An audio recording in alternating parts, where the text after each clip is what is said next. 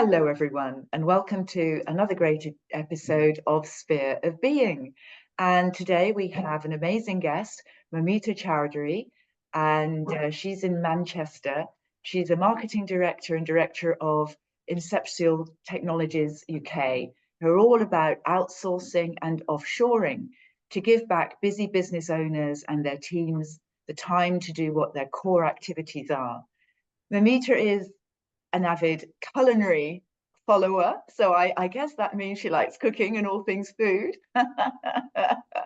She also loves reading and is an avid reading and has many books on the go at the same time. And Mamita's value in life is it's not where you're born, it's where you get to on the journey and how you grow. And as a great person I know, as a personal friend in business, Mamita has a big heart and really cares for others. So welcome, Momita. It's great to have you with us.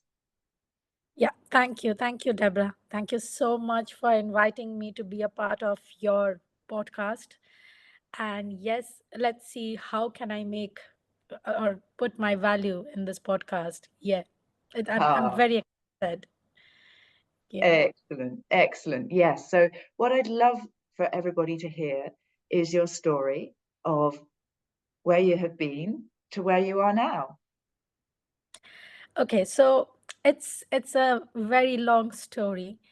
Um, I started my journey with a beautiful place called Calcutta.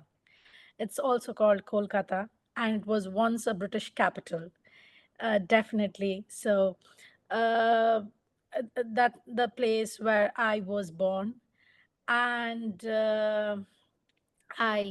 in 2011 my career started. So, I did my schools, my college in Calcutta, and since 2011, after my graduation, I started working.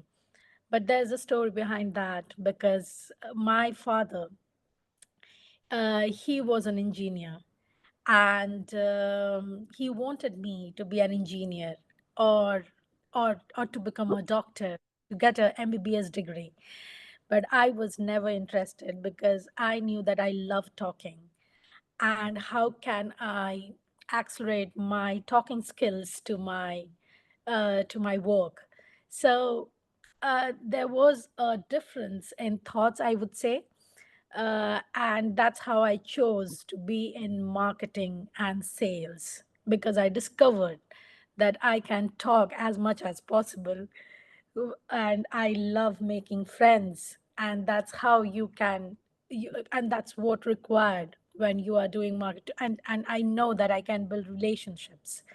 So, uh, so I started my journey with a school, and I started as a sales and admin uh, admin manager, and then the journey started, and I then became I then switched to a IT company called Wipro. It's the biggest and the giant in the IT sector back in India, where I was a sales manager.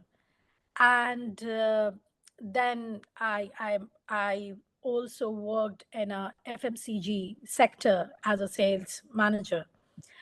And then I jumped into a education sector, which was a biggest turning point, because then where I realized that it's not only the traditional marketing. You have to evolve yourself, because the world is actually leading everyone to a digital marketing. It's everything about digital transformation. So then the role changed from a traditional marketer to a digital and development marketer. So that's how I developed a different skill sets, along with a traditional marketing to a digital marketing. And then I again jumped into a IT, which is in 2018, I joined Inceptial, which and that there where I actually I was in a multiple roles, being a marketing, sales, operations, And the journey was literally different because I started uh, heading different teams, and I had like almost 40 to 50 people under me who was working in sales operations.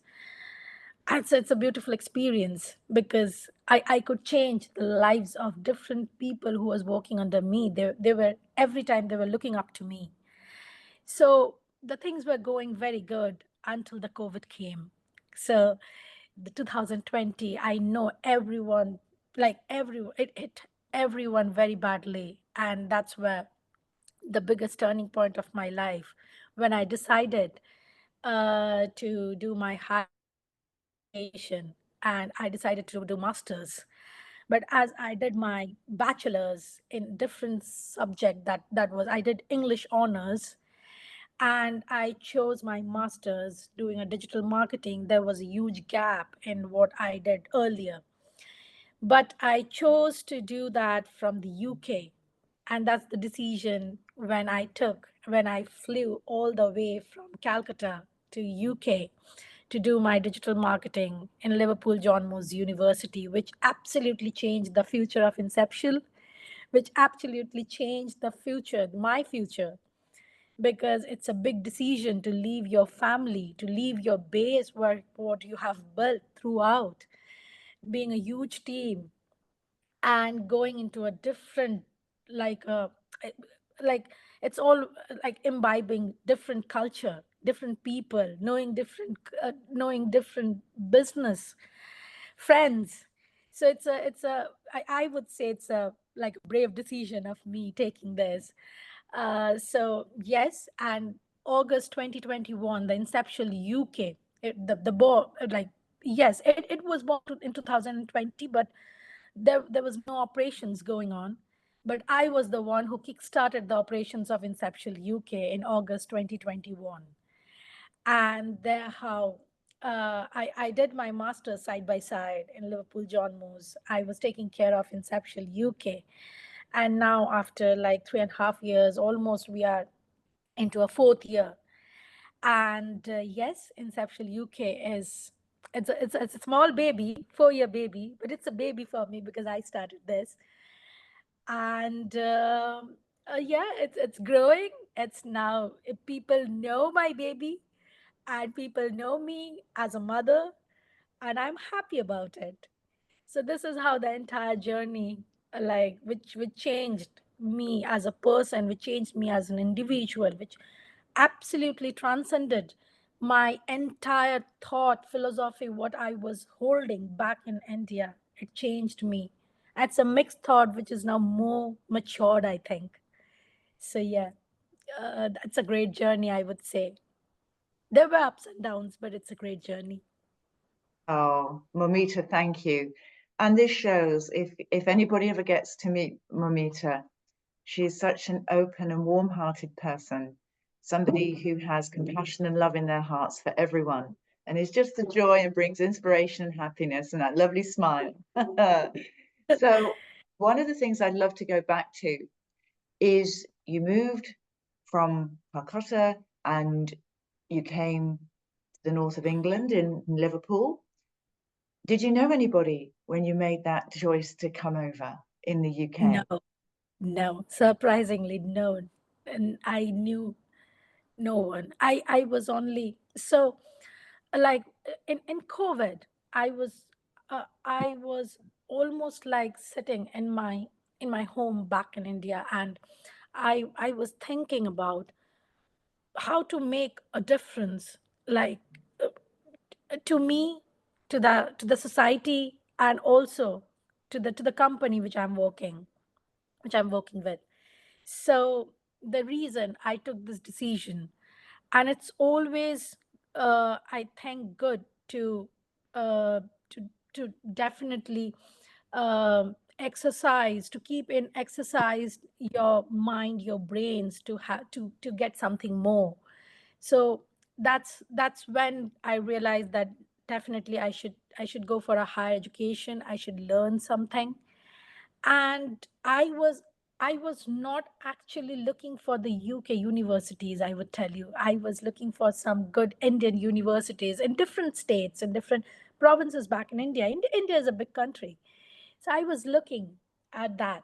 But suddenly, uh, like suddenly in the morning, like in a fine morning, I saw my Facebook walls are all popping up with different universe. You know the algorithms, like they all get activated, the digital world, how does it work? So I got the posts from different foreign universities to apply for my masters in digital marketing. And then when my suddenly it clicked, why not applying for the UK universities, because it would be a good, like, and I always love to take challenges, and I'm never afraid of taking new challenges. It excites me.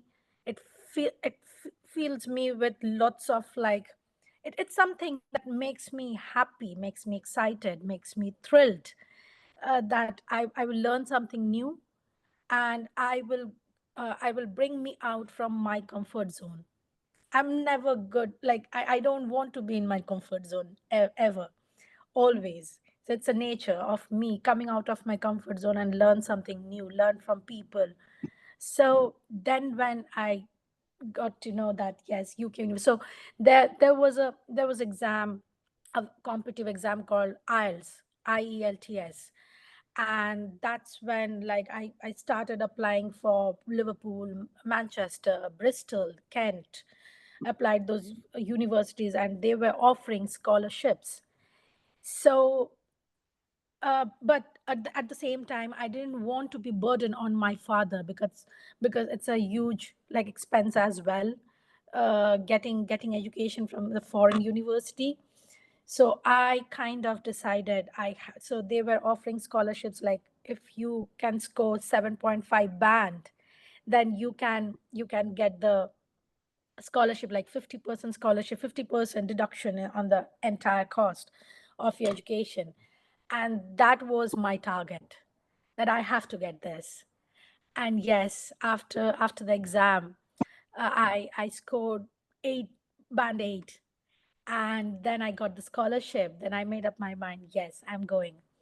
And then I had to choose the universities because all the universities were giving. So there is a funny story about it.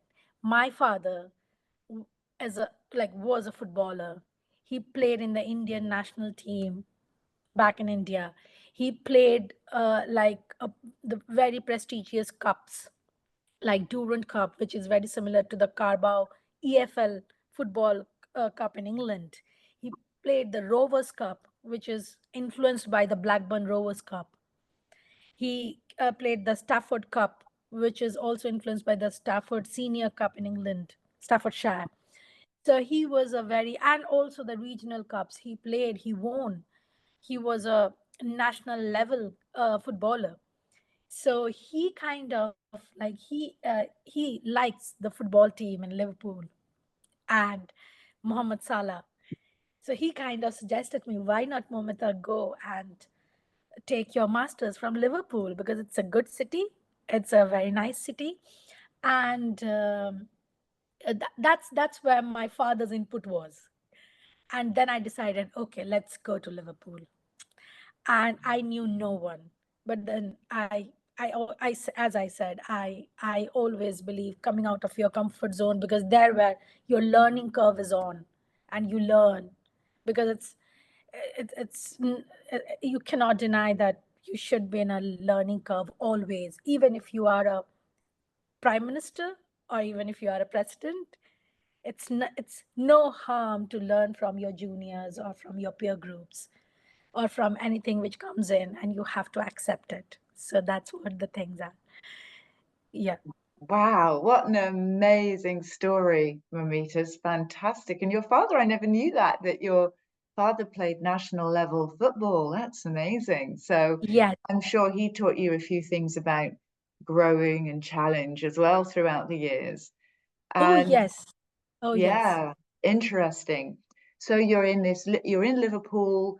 It's a brand new city. It's a new country. You don't know anybody. For people who are listening who can resonate with your story, because we have a lot of wonderful people that come over to this country not having been before. Um, what can you say to, and people who are here who perhaps are going off to doing new things, maybe going to university themselves, but maybe a new job where they don't know anybody, maybe a new town that they've moved to? What can you say to people that really helps you to establish a home rather than just a base where you've moved to? So I'll start with, if anyone is thinking about making a home, Liverpool as a home, they should learn Scouse. They have to. There's a very funny story, Deborah. So I I did my interviews with the universities, and the universities really appreciated that. Yes, your English is good. It's rare, but you speak really well. So I was very like I was very confident, and I have taken my I have taken my education in a convent educated school. So I was very confident always, because the English is always like a first language. It was a first language in my school. So I said my family and my other people back in India that, oh, I'm going to UK, and it's very like good place, because people will understand me. I know their language. They know, they will understand me. The day I landed in Liverpool and I booked a cab to go to my apartment, which I booked, the student apartment, the cab, like when I called the cab, the the language he was speaking, I can't understand. I was absolutely, I shattered. I was literally crying. Okay. And I was so scared what language he's speaking. And he couldn't, I was explaining, and I was new. I didn't know the landmark. I didn't know anything. And I was trying to explain, this is the bus station, I can see this, I can see the river in front of me, so I'm just opposite of Hilton Hotel. Everything I was doing, all my possible things which I could see, but he couldn't understand, because I couldn't understand what he was responding after I'm explaining anything. And I couldn't do that for half an hour, and he disconnected the call, and then he canceled the trip. And I called my mom and dad and said, I'm in the wrong place. I don't know English. And then my mom, why are you saying this? What happened to you? I said, no, mom, I don't know English. Why did I come here? And then I called one of my friends who helped me before coming to the Liverpool John Moores. He was studying already. So I contacted him through Facebook. And then I tried connecting with him, and I called him because he shared his number, so that if anything comes up, like so that I can give him a call. And then I called him. And then he was in a shift. And he told me, wait for 15 to 20 minutes. I'm coming to pick you up. And then he said, don't be afraid. They are Scousers. You have to take a little bit of time to be a Scouser. So that's the So just language. Mamita, just in case any of the listeners don't know this, Liverpool has its own dialect. It has its Absolutely. own regional dialect, its own form of English, but it's the same if it's Scottish or Welsh, or if you live in Newcastle or Somerset. In the UK, we have different regions that have different dialects and accents. And in Liverpool, it's called Scouse, Scouse. And in Liverpool, the people that are originally from Liverpool are often called Scousers, because it's like Brummies for Birmingham. It's that kind of the people that were originated there. And the accent and the dialect is very unique in the sense that it's not quite the same as everyday English. So they use slightly different words, and they will have a different way of speaking, which a lot of places in the world have Right. different dialects.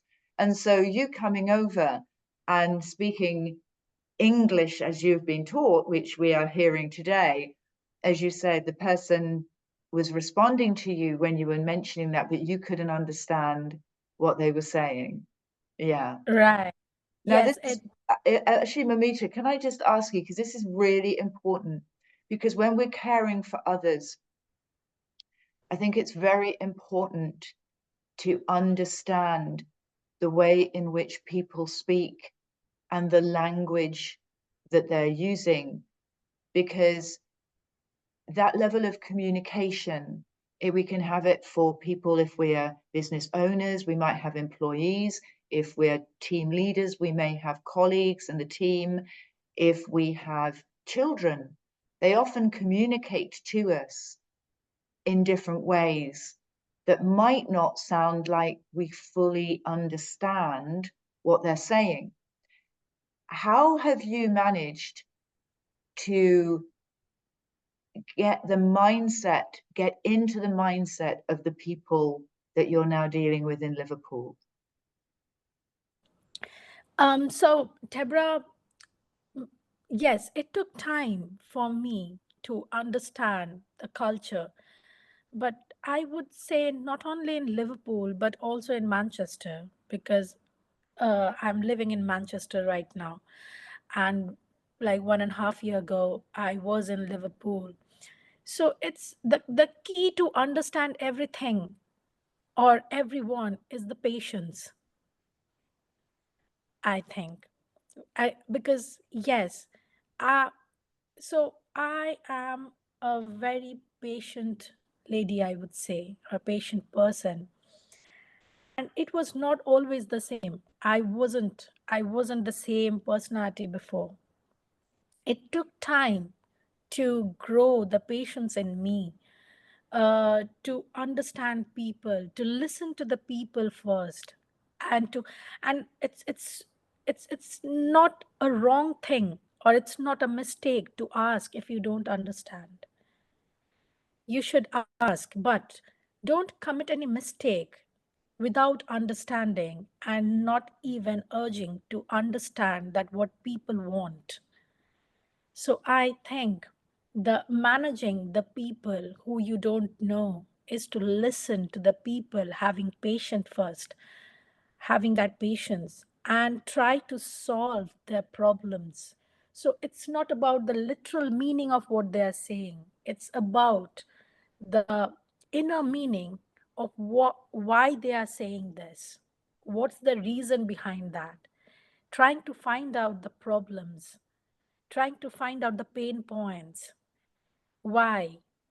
Always like my father said once, always try to focus on W in the entire alphabet series, and like the question marks, why, who, how, where, then then the things will be different. Yes, So that's how I think I have managed being in Liverpool and in Manchester working. It took time, but it's worth the time you spend because you learn things. absolutely. And on that note, I moved up from Kent to the north of England. So Kent is in the east of England, and I moved up to the northwest of England.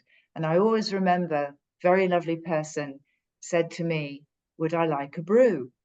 And a brew in the south of England means that you would have a beer because you brew beer. But of course, you also brew tea. And so what they were offering me was tea.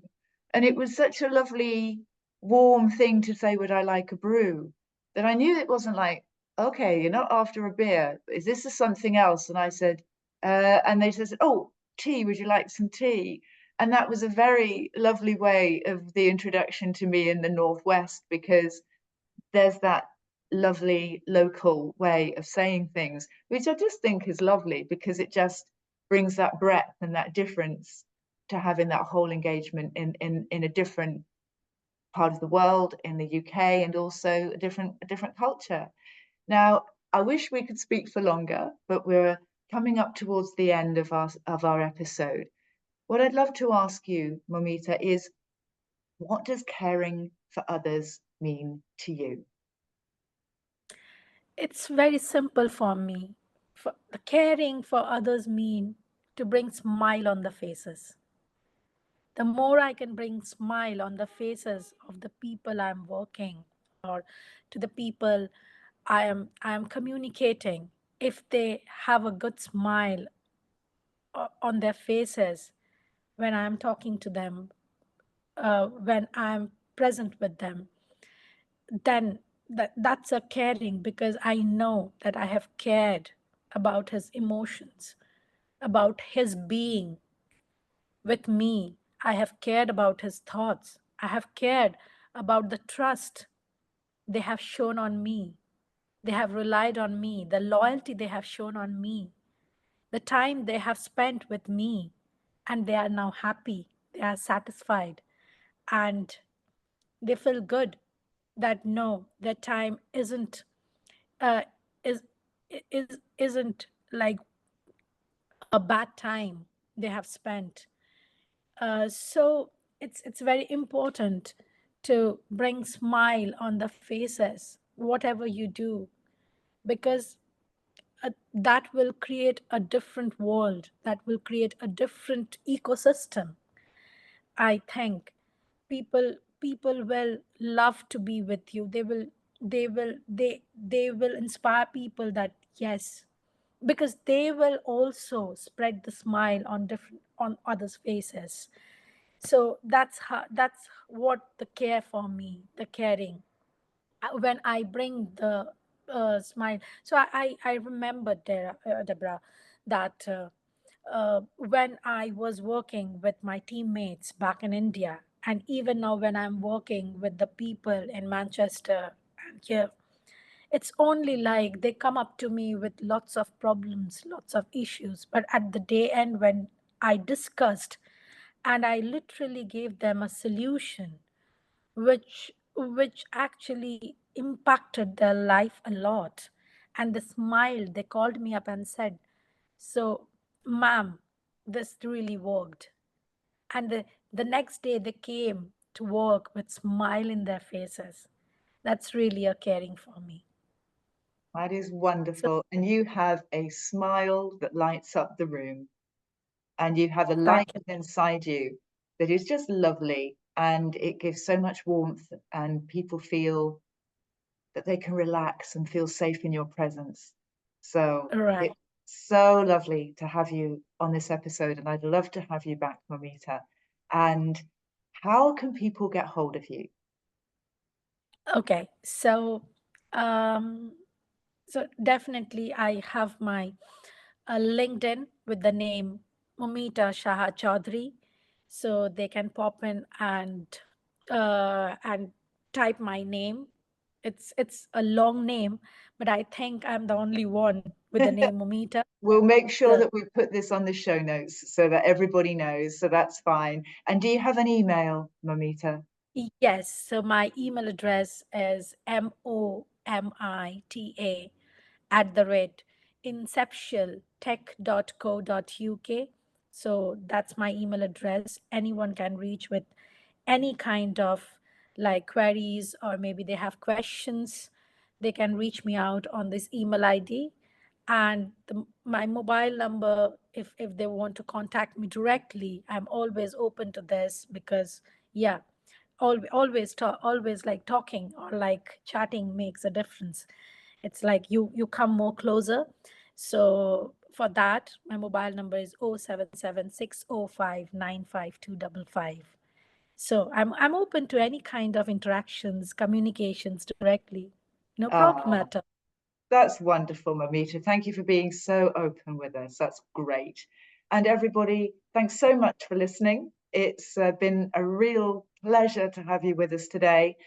And as I always say at the end, if you're ever feeling that things are getting a little bit difficult, that you feel that there's challenges, that you feel you're the only one, you might be feeling lonely, do be in touch, because I'm here to support. It's confidential, always happy to chat. And it's lovely to have you with us. Sending you love and blessings for you and all of your loved ones. Take care and see you next time. Bye bye now.